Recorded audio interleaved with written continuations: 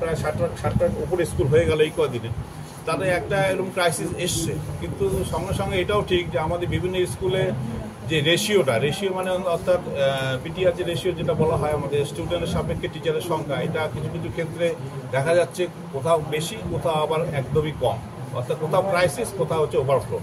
এটা যাতে সামঞ্জস্যপূর্ণ জায়গায় নিয়ে আসতে পারি সেই স্টেপ আমরা আগামী দিনে আফটার পূজায়, বিপুল পূজা হচ্ছে না এটুকু আপনাকে বলতে পারি, আফটার পূজা অবশ্যই আমরা নিচ্ছি।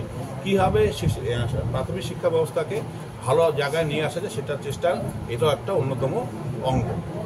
পুজোর ছুটি নিয়ে একটা বৈষম্য লক্ষ্য করা যাচ্ছে যে প্রাথমিকের সাথে আপার প্রাইমারি বা হাই স্কুলের সাথে, এই বিষয় নিয়ে প্রাথমিক সাথে আপার প্রাইমারি এটা মানে ইনিশিয়ালি ছিল না, রিসেন্টলি এটা শুরু হয়েছে।